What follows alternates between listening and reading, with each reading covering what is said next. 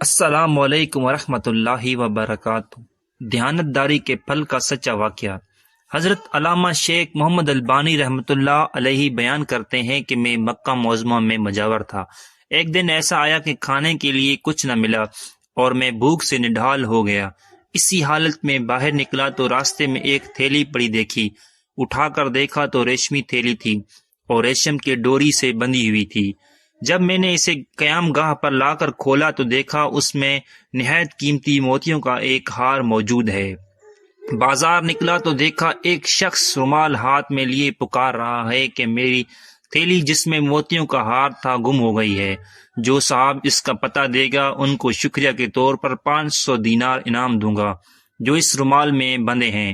پھر آپ فرماتے ہیں میں اس شخص کو اپنے گھر لے آیا اور تھیلی نکال کر اس کے حوالے کی۔ وہ شخص بڑا ممنوع ہوا اور حسب وعدہ 500 دینار پیش کیے، لیکن میں نے اسے معذرت کی اور کہا کہ میں نے یہ کام رضا الہی کی خاطر کیا ہے، اجرت کی لے کر میں اپنا اجر ضائع نہیں کرنا چاہتا۔ تاہم اس شخص نے ان کو قبول کرنے پر بہت زور دیا، لیکن میں برابر انکار کرتا رہا، یہاں تک کہ وہ تنگ آ کر چلا گیا۔ اس واقعے کے کچھ عرصے بعد میں نے مکہ معظمہ سے سفر باندھا اور ایک سمندری جہاز پر سوار ہو گیا۔ بدقسمتی سے راستے میں طوفان آ گیا اور جہاز ایک چٹان سے ٹکرا کر پاش پاش ہو گیا۔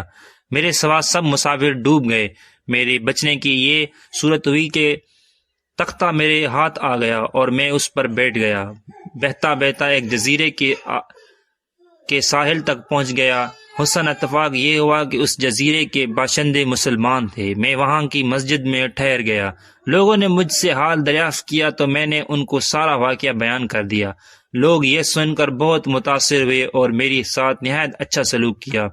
بہت سے لوگ مجھ سے قرآن کریم کی تعلیمات حاصل کرنے آنے لگے اور اپنے بچوں کو بھی قرآن کی تعلیمات کے لیے میرے پاس بھیجنے لگے۔ تھوڑی ہی مدت میں یہ لوگ مجھ سے بے حد مانوس ہو گئے اور مجھے اپنا مرشد سمجھنے لگے۔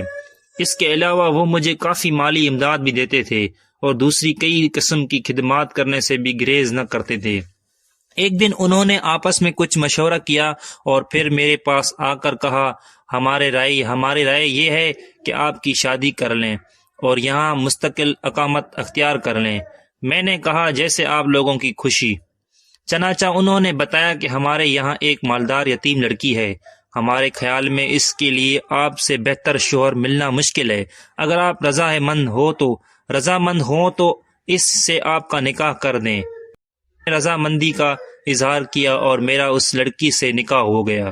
جب میں نے خلوت میں اپنی بیوی کو دیکھا تو یہ دیکھ کر حیران رہ گیا کہ وہی تھیلی والا بھار اس کے گلے میں پڑا ہے۔ دریافت کرنے پر معلوم ہوا کہ یہ لڑکی اس حاجی کی بیٹی تھی جسے میں نے معاذ اللہ کے لیے ہار واپس کر دیا تھا۔ لوگوں نے مجھے بتایا کہ جب اس لڑکی کا باپ حج سے یہاں واپس آیا تھا تو اپنے قیمتی ہار کی گم ہونے اور پھر اس کے مل جانے کا واقعہ اکثر بیان کیا کرتا تھا۔ کہا کرتا تھا کہ جس شخص نے مجھے یہ ہار واپس دیا ہے ایسا بے نفس آدمی میں نے دنیا میں نہیں دیکھا۔ پھر وہ یہ دعا کیا کرتا تھا کہ کاش اس کی مجھ سے یہاں ملاقات ہوتی تو میں اپنی لڑکی کا نکاح اس سے کراتا۔